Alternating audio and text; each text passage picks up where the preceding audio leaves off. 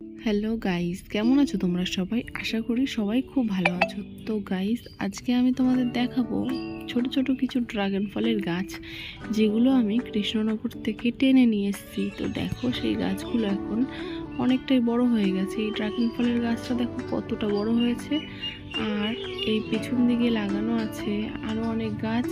তো চলো তোমাদের দেখাই। আজকে তোমাদের দেখাবো একটা দারুণ কাঁঠাল গাছ। তো বন্ধুরা দেখো, এই যে কাঁঠাল গাছটা আমি তোমাদের দেখাবো, এই কাঁঠাল গাছটা কিন্তু একদমই ছোট কাঁঠাল গাছ, তেমন একটু বড় না। আর এই কাঁঠাল গাছে 3 বছর ধরে কাঁঠাল হচ্ছে, কিন্তু এবার এত পরিমাণে কাঁঠাল হয়েছে দেখো, একদম মাটির সাথে মিশেই আছে 4-5টা কাঁঠাল। আর একদম নিচ থেকে ধরা শুরু করেছে কাঁঠাল। দেখো, কাঁঠাল গাছের উপরের কাঁঠালগুলো এমন আছে যে ঝুলে ঝুলে আছে কাঁঠালগুলো আমের মতো। আর আমার শ্বশুরবাড়িতে এর থেকে বড় গাছ আছে, কিন্তু বিশেষ করে ওই গাছে একটাও কাঁঠাল থাকে না, কেন জানি না, একটাও কাঁঠাল হয় না। আর এখন তোমাদের আরেকটা গাছ দেখাবো। তো এটা জানো কি গাছ? এটা হচ্ছে প্যাশন ফলের গাছ। এই গাছটা লাগানো তোমাদের আমি দেখিয়েছিলাম এর আগে একটা ভিডিওতে। তো তখন এই গাছটা অনেকটাই ছোট ছিল, আর এখন দেখো কত বড় হয়ে গেছে। সেই জন্য এই গাছে জাংলা দিয়ে দিয়েছি। আর এই গাছের ফলগুলো হয় গোল গোল, এগুলো ঝুলে থাকে। আর এটা দেখো, এটা হচ্ছে ব্ল্যাকবেরি গাছ। ব্ল্যাকবেরির ফুল এসেছিল, ফুল নষ্ট হয়ে এখন ফল হচ্ছে। তো এই গাছটাও এখনো অনেকটাই ছোট আছে। আর এই গাছটা প্রতিদিন জল দিতে হয়। আর আজকের আকাশটা দেখো কত সুন্দর, তাই না? আর আকাশে দেখো নারকেল গাছগুলো কি দারুণ লাগছে।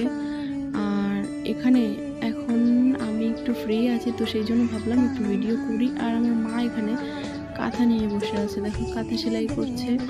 আর রিকবাবু তো ঘুমাচ্ছে, তো সেই জন্য আমি একটু ভিডিও করলাম। ভাবি যে তোমাদের সাথে একটু কথা বলি, তোমাদের সাথে তেমন কোনো কথা বলা হয় না। আর আজকের ভিডিওটা করার আমার একটাই উদ্দেশ্য। তো বন্ধুরা, আমি তোমাদের কিছু বলতে চাই, তোমরা প্লিজ কিছু মনে করো না।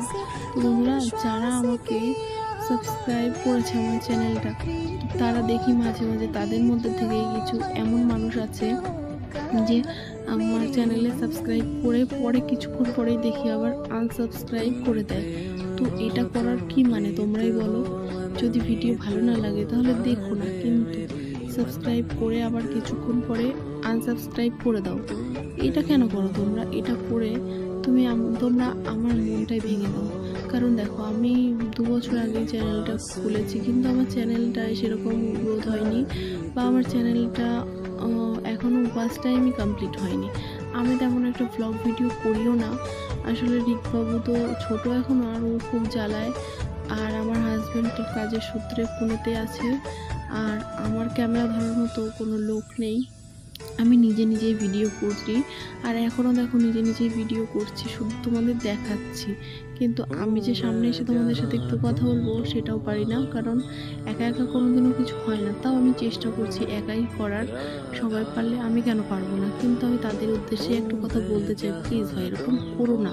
তোমাদের যদি ভালো না লাগে আমার চ্যানেলটা, তাহলে তোমরা দেখো না, কিন্তু সাবস্ক্রাইব করো, করে আবার কিছুক্ষণ পরে আনসাবস্ক্রাইব করে দাও।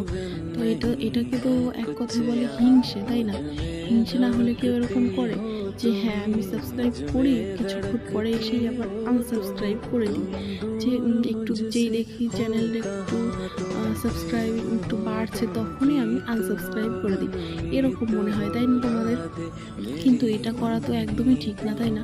আর তোমরা যারা আমার ভালো ফ্রেন্ড আছো, যারা এখনও আমার চ্যানেলটা সাবস্ক্রাইব করে আছো, তো তাদের অসংখ্য ধন্যবাদ বন্ধুরা। প্লিজ তোমরা আমার একটু পাশে থেকো, আর ওয়াচ টাইমটা একটু কমপ্লিট করে দিও। আর এই ভিডিওটা যদি কারোর খারাপ লাগে, বা আমার কথাগুলো যদি কারোর খারাপ লাগে, তাহলে